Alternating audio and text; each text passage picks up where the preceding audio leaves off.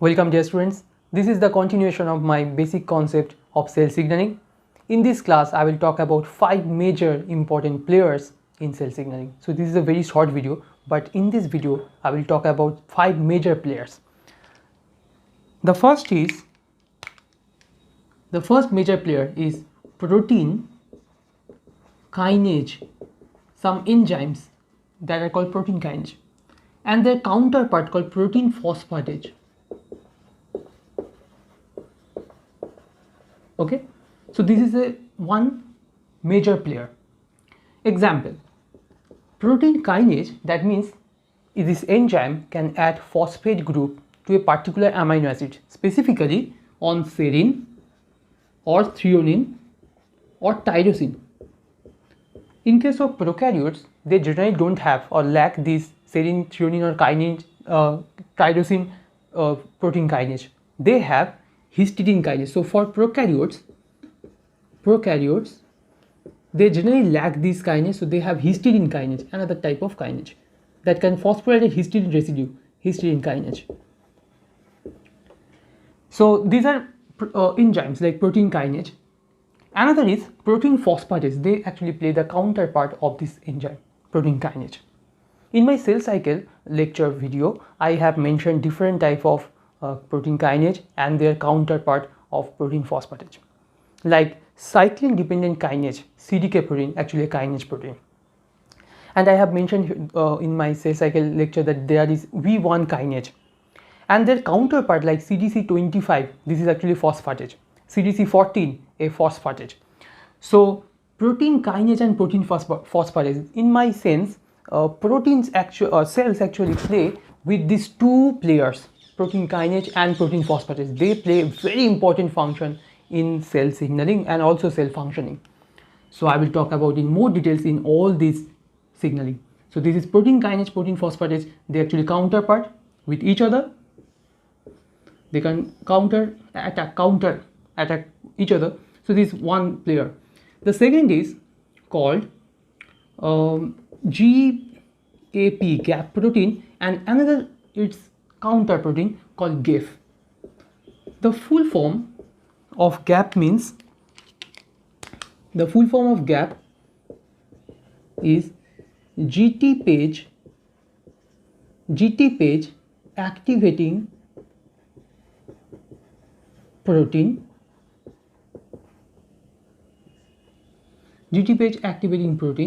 and another is called GEF, that means guanine nucleotide. Why it is called guanine nucleotide? Because these proteins actually helps in the transaction of GTP proteins. I will tell you. GEF, guanine nucleotide exchange factor. So this is GEF. Now these two proteins actually helps another protein. That protein is called monomeric G protein. Monomeric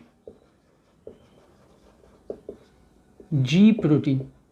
This protein is actually associated with this GPCR signaling. You have to understand this is called G protein coupled receptor. So it is monomeric G protein that actually helps in this GPCR signaling. How it acts, I will show you. Let's suppose this is a G protein. This is a G protein, and this G protein is in off conditions. Off means inactive. Off means inactive.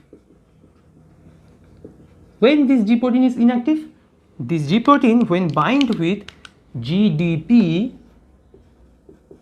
it is in off or inactive conditions. But the same G protein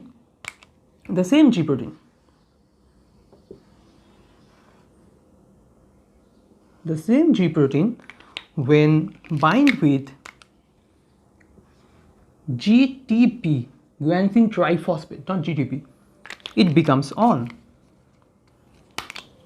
That means it is active. It can perform its functions. Now these two protein GAP and GEF actually change this state. How? I will show you. To off state to on state, that means when GTP is bind to GTP bind, this actually performed by GEF. Guanine exchange factor exchanges the GDP to GTP. That is the function of GEF. This GEF change the off state of this G protein to on state because it will remove the or exchange the GTP. So guanine nucleotide exchange factor, it exchanges GTP. So GTP come out and GTP in. This is the reactions.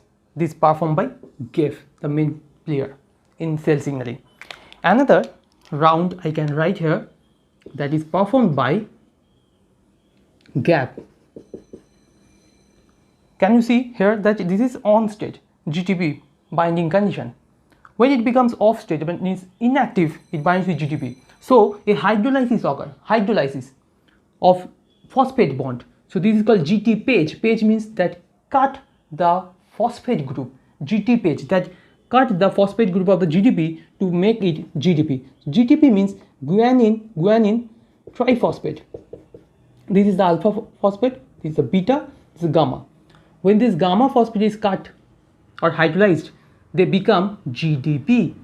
This is the GDP. At first it was GTP, then become GDP. So GAP actually perform this function to make it on state to off state. So this is very important because unless if this GTP protein, G protein remains active throughout the cell signaling, then it can cause cancer or hyperproliferation or hypersignaling.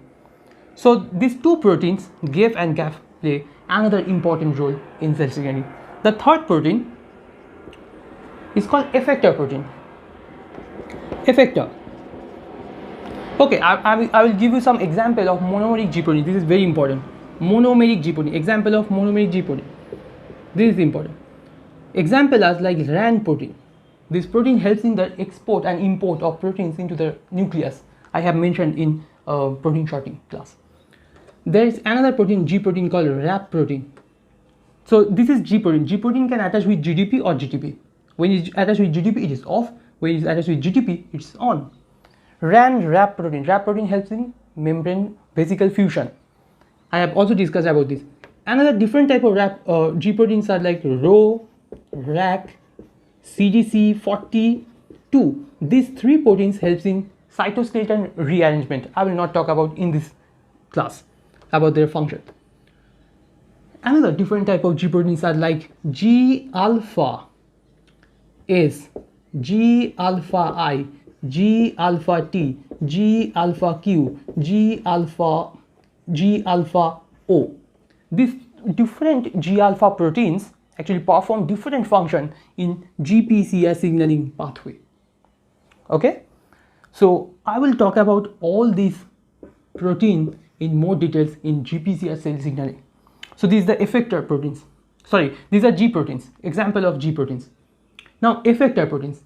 These G proteins like G alpha S, G alpha I, G alpha T, G alpha Q and G alpha O. These proteins, as because I am talking about cell signaling, I am not talking about RAN, RAP, Rho, RAC and CDC40. All are the monomeric G protein, but they actually take part. These 5 actually take part in cell signaling in GPCR pathway. This G protein, when in active state, they activate another protein. They activate another protein called effector protein. The name of effector protein, the example of effector proteins are adenylyl cyclase. Adenylyl cyclase. Another example is guanylyl cyclase. Another example is phosphodiesterase enzyme. This is also important effector molecules. Another is phospholipase C, this enzyme. So these are the effector proteins that is activated by active G protein. This is active G protein. So you have to understand this. First is protein kinase, protein phosphatase. Then GAP and GEF perform the main function to activate the monomeric G protein like G alpha S, G alpha I or other. Then this protein actually activate a effector protein. Examples: adenylyl cyclase, guanylyl cyclase, PDE-PLC, this enzyme. And these proteins activate another important number 4 proteins or player in the cell cycle called second messenger. Second messenger. This is very important because I have mentioned that the first messenger is a ligand. The first messenger is the ligand, then receptor actually sends signals through this chain reaction, and after it becomes the second messenger. This second messenger can send signals. Example of second signaling messengers are calcium. These are actually universal second messenger. Calcium can bind with a protein called calmodulin. This is actually a protein that have EF hand we call EF hand. This EF hand means these have some helix, alpha helix loop that can bind with calcium. When calcium and calmodulin bind, make a complex, it can activate different type of kinase enzyme like CAM kinase, CAM kinase. This CAM kinase can activate myosin or other proteins. So this is another example of second messenger.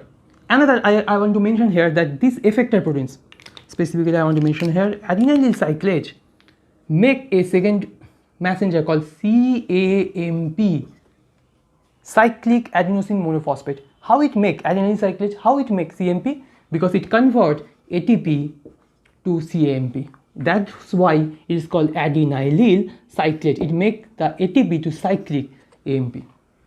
The same is true for guanylyl cyclase. This can make CGMP, that means cyclic guanine monophosphate. This guanylyl cyclase name means this can transform GTP into CGMP. Another is called phosphodiesterase.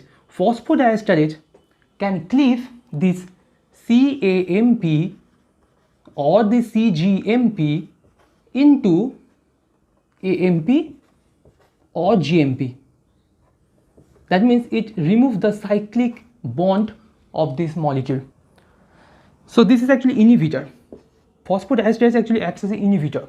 It degrades the second messengers like CAMP, CGMP. Phospholipase C, another important effector that can make two different second messenger called IP3 and diacylglycerol.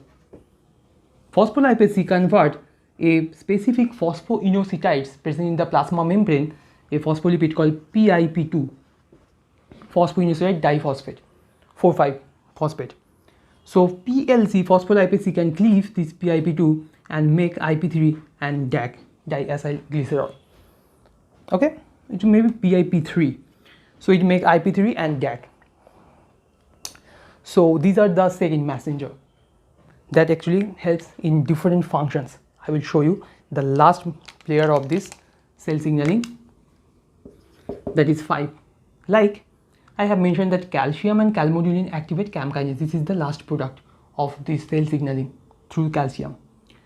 Another is CAMP. This second messenger CAMP can activate a kinase called protein kinase A. How you can remember this? You can see here CAMP has a, so pKa, protein kinase A. Another example of the last player, this is the last player. They perform many different functions and helps in transcription. CAMP to activate PK, this is the last player. In case of CGMP, cyclic guanosine monophosphate, it activates PKG, protein kinase G. How you can remember? Here you can see guanosine, here is G, PKG. Another is called that is DAG. DAG, this is the second messenger that can activate another type of protein kinase called PKC, protein kinase C. You have to remember. And this is called IP3. This inositol triphosphate bind with a receptor that is present in the endoplasmic reticulum. In the endoplasmic reticulum, there is a receptor that binds with the IP3 and open a channel called calcium, by which calcium actually release out in the cytoplasm. So it actually release calcium. And you can see here that calcium also can activate this PKC. I will discuss about it in more details. Don't confuse.